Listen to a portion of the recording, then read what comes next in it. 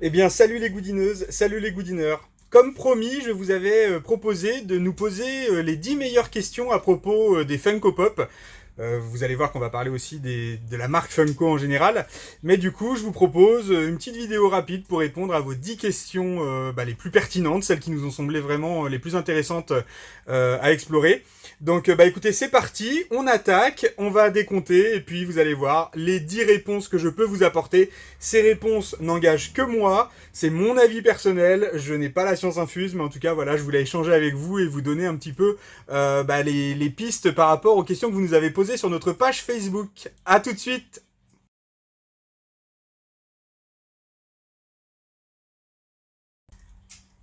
Alors, première question que vous nous avez posée, et moi j'adore cette question, c'est à mon avis, pourquoi les Funko Pop ont eu un tel succès?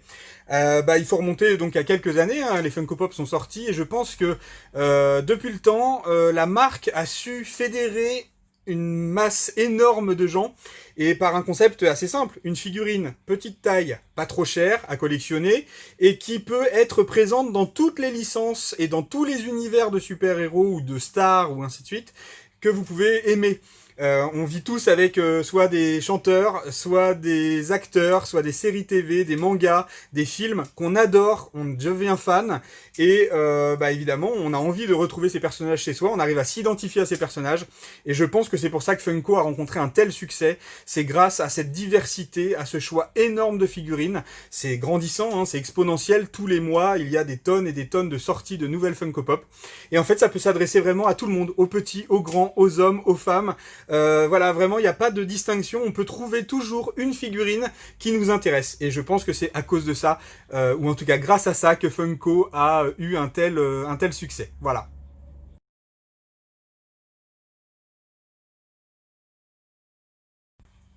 Alors une question qui revient très souvent, hein, est-ce que vous allez avoir des pop Pokémon? Mais il n'y a pas que Pokémon.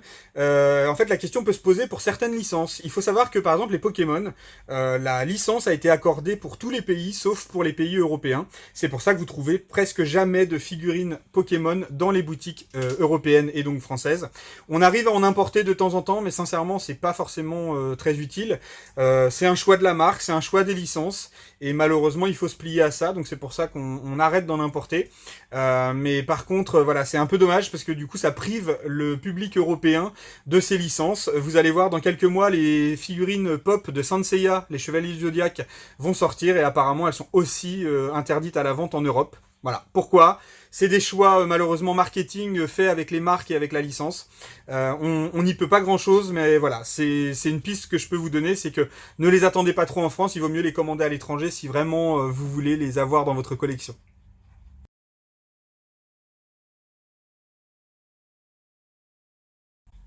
Alors ça aussi, hein, on nous le demande souvent, est-ce qu'on peut commander des modèles précis? Des fois j'ai des personnes qui viennent en boutique ou qui m'appellent en me disant voilà je cherche telle pop, est-ce que vous pouvez me l'avoir?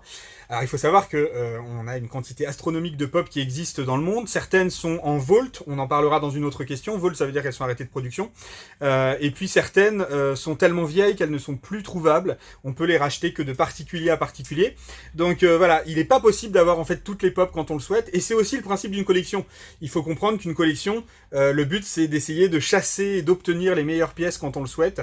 Donc moi ce que je peux vous donner comme conseil quand vous cherchez des figurines, c'est de les prendre au moment de leur sortie, parce que c'est là où vous les paierez le moins cher, c'est là où vous avez toutes les chances de les avoir, et c'est vrai que des fois 2-3 ans après on va se réveiller en se disant tiens j'aurais voulu avoir cette pop, mais elle aura grimpé en prix, elle sera introuvable et ça va être très très compliqué de l'avoir. Donc non, il n'est pas possible de faire des commandes spéciales, sauf si le produit existe encore et est encore en stock chez nos grossistes ou chez le fabricant, mais ça c'est une autre histoire, mais dans tous les cas on va y répondre dans une question qui sera à propos de la fabrication et de la date de fabrication des pop. Voilà.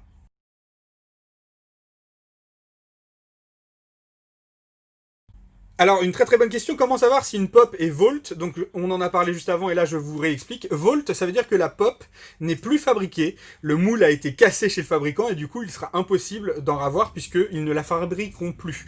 Voilà, donc ça c'est le terme qu'on utilise, c'est Vault. Pour savoir si une pop est Vault, moi ce que je vous conseille, la meilleure chose à faire, c'est d'utiliser l'application officielle Funko, que vous pouvez trouver sur Android et sur iOS. Cette application officielle vous permet d'avoir le détail sur chacune des figurines. Vous allez avoir une petite case qui vous indique si elle est encore disponible, donc available, ou alors vault, ça veut dire qu'elle n'est plus produite. Ça, c'est indiqué directement sur la fiche technique de chaque pop que vous trouvez dans l'application.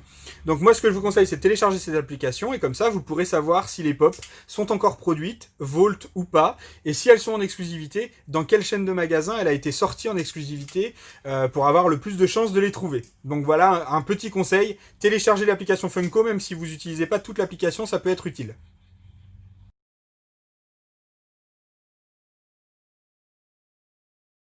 Alors là, on a une question qui est un peu technique et je pourrais pas y répondre totalement parce que je ne suis pas dans les comptes et dans les coûts de fabrication de la marque Funko.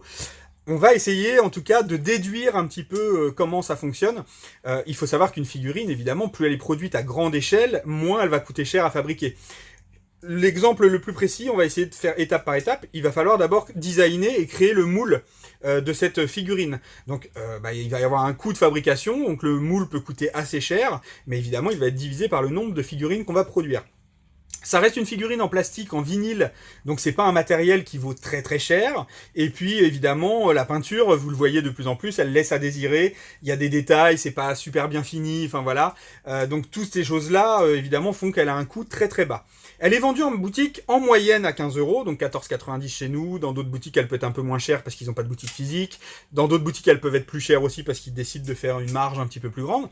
Voilà, on va compter 15 euros. Sur ces 15 euros, vous avez quand même un distributeur qui va faire sa marge sur l'envoi en fait pour nos boutiques à nous. Et puis nous derrière, il faut aussi qu'on vive puisqu'on a un commerce, donc on va refaire une marge par-dessus.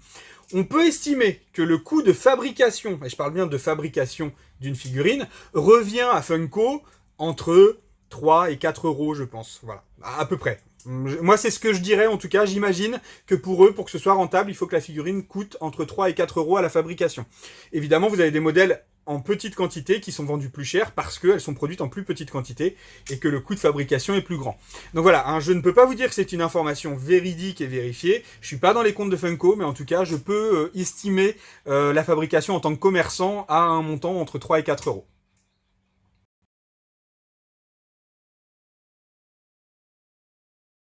Alors ça, c'est une question récurrente qu'on retrouve aussi sur beaucoup de groupes à propos de Funko. C'est comment reconnaître une contrefaçon. Alors c'est de plus en plus compliqué parce qu'évidemment les contrefaites sont de mieux en mieux faites. Hein, et vraiment les personnes qui imaginent copient de mieux en mieux les boîtes et les figurines. Mais il y a des petits détails qui peuvent laisser planer un doute. Alors souvent il y a des choses très grossières. Le nom est pas du tout bon. La boîte est carrément photocopiée, on voit que c'est pas la bonne qualité. La figurine ne ressemble plus à rien et ressemble plus à du plastique qu'à du vinyle. Et puis après, vous avez aussi des petits détails sur les boîtes qui reviennent très régulièrement. Je vais vous montrer sur une boîte un exemple. Vous pouvez vous méfier si par exemple ici, vous voyez, l'arc de cercle autour de Pop est trop large. Parfois, vous voyez, le carton peut arriver jusque là, et ça, c'est vraiment bizarre.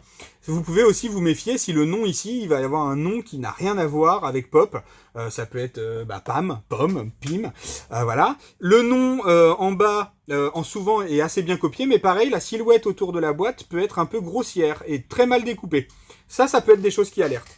En dessous aussi, vous pouvez retrouver des informations comme le code barre qui va être erroné, toutes les informations autour de Funko Pop et de la marque qui va être mauvaise, et puis des consignes de sécurité qui peuvent être un petit peu aléatoires.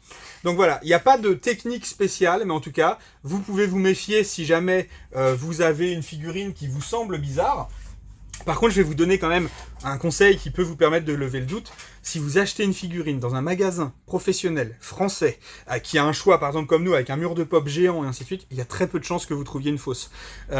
Déjà, nous, en tant que revendeurs, ce serait vraiment dommage de se mettre à vendre des fausses parce qu'on prend un risque énorme de se voir retirer la licence de la marque.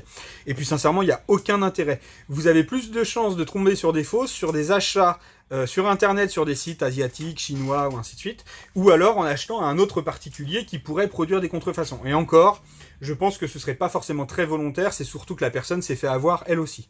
Voilà, donc ne psychotez pas, mais si vous achetez vos figurines sur des grandes enseignes, sur des grands magasins ou sur des boutiques spécialisées comme nous, sincèrement, vous avez presque aucune chance de tomber sur une fausse. Voilà, en tout cas, ça c'est mon avis sur le sujet des contrefaçons.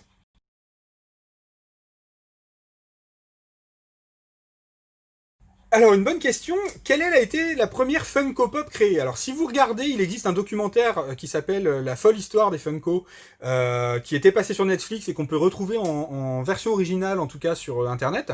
Vous allez comprendre et connaître l'histoire de la marque. Il faut savoir que Funko, à la base, c'était pas des pops, c'était d'autres personnages. Vous savez, les personnages aux États-Unis, c'est très à la mode avec la tête qui bouge, les bobbleheads. Ils en produisent d'ailleurs toujours. Mais un jour, en fait, la marque a été transformée et quelqu'un a eu l'idée de sortir les Funko Pop. Les Funko Pop, la première figurine, je pense que c'est la Batman numéro 01, puisque la licence première à avoir travaillé avec Funko, c'était donc DC Comics. Donc c'est la Batman 01, la toute première Funko Pop. C'est pas pour autant que c'est la plus chère. C'est celle qui a été produite aussi en très très grand nombre. Voilà. D'ailleurs, Batman est l'un des personnages les plus représentés chez Funko. Donc voilà pour la première pop à être sortie. Par contre, dans l'histoire, à ce que je me rappelle, la licence avait été accordée de façon éphémère pour produire une Funko, une figurine de Betty Boop. Voilà. Donc ça, c'était sur un salon événementiel. Et je pense que finalement, c'était peut-être elle, la toute première Funko Pop, mais pas forcément sur la forme qu'on connaît actuellement. Voilà, en tout cas, ce que je peux vous dire sur ces premiers modèles, mais je vous invite à regarder le documentaire qui est vraiment très très bien fait.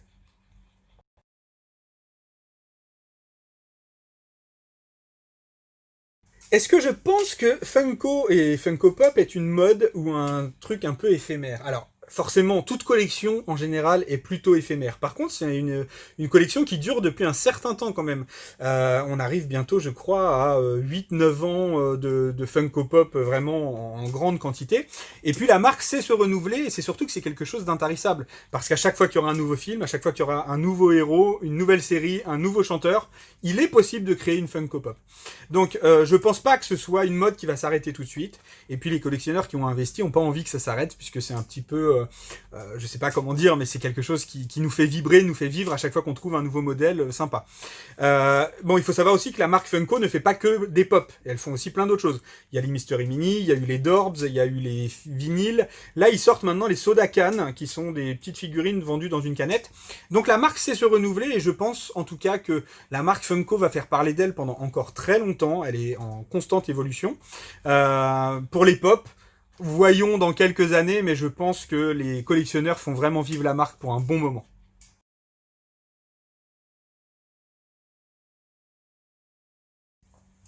Alors, quelle est la pop la plus chère au monde? Bah, c'est compliqué de répondre puisque le cours et les montants des valeurs des pop fluctuent vraiment très souvent. Il y en a certaines qui restent quand même exceptionnellement rares. On va citer par exemple la pop dans Game of Thrones de Ned Stark, tête coupée, qui a été éditée à très peu d'exemplaires uniquement pour une Comic-Con. Voilà, elle peut se vendre entre 300, 600, 700. Il y a certaines pop qui peuvent atteindre 2000, 3000. Il existe une série de pop qu'on a très peu en France qui s'appelle Freddy Funko, qui représente le personnage mythique qui est de Funko Pop, celui avec la couronne. Il existe dans plein de postures, dans plein de personnages, ainsi de suite, et c'est une série de figurines qui commence à coûter très cher. Voilà, donc moi ce que je peux vous dire, c'est vérifier un petit peu sur les fluctuations de valeur sur eBay, sur les ventes que vous pouvez voir. Des modèles rares, il en existe plein, et il y en aura encore. Il y en a plein qui deviennent très rares au fur et à mesure.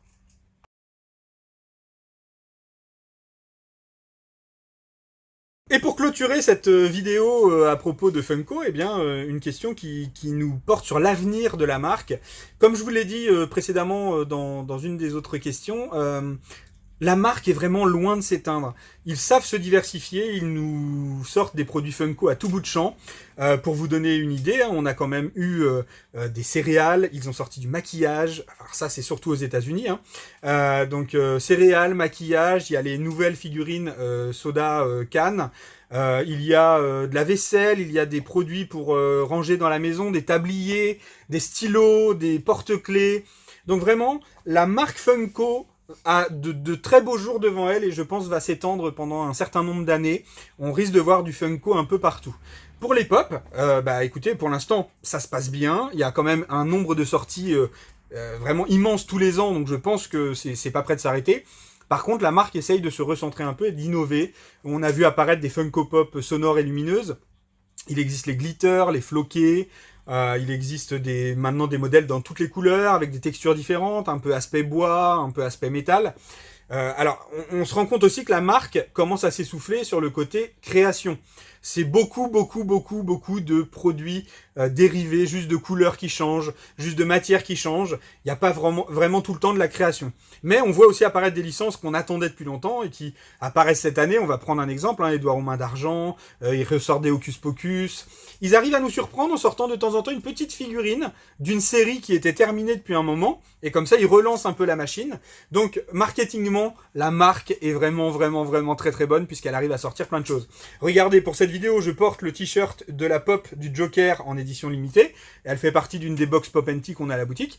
Voilà, c'est quand même des choses qui nous donnent envie de continuer, puisqu'on peut avoir la figurine, mais on peut aussi porter un t-shirt à l'image d'une Funko Pop. Donc la marque est vraiment bien faite, et moi, je pense qu'il y a encore de très belles années devant elle. Après, le souci, c'est qu'il ne faut pas non plus que ça lasse le public. Et ça, vous êtes les seuls à pouvoir le dire et à pouvoir le montrer, c'est que le jour où vous arrêterez de collectionner les Funko Pop, c'est que la marque, malheureusement, aura fait le tour de la question. Voilà. Eh bien écoutez, cette vidéo touche à sa fin, j'espère que ça vous a plu, c'était vraiment un petit tour d'horizon de l'univers Funko. J'espère que le système aussi de poser vos questions sur Facebook pour qu'on en crée une vidéo derrière vous plaît. Si c'est le cas, on en refera beaucoup d'autres. N'hésitez pas à laisser vos commentaires et peut-être vos éventuelles futures questions pour un autre tag, une nouvelle vidéo, juste en bas, hein, vous marquez vos commentaires en bas de cette vidéo sur la page YouTube, ou peut-être sur Facebook directement sur notre page. Moi, en attendant, je vous souhaite un très bon week-end. Je vous invite à vous connecter sur www.goodin-shop.fr. L'adresse va apparaître ici pour toutes vos commandes, pour voir toutes nos nouveautés. On attend toujours des nouvelles Funko Pop. Il y a toujours plein de choses qui se passent autour de l'univers Funko Pop. Et voilà, prenez soin de vous. J'ai passé un super moment avec vous et j'espère avoir répondu à toutes vos attentes. Je vous dis à très vite pour une nouvelle vidéo. À bientôt.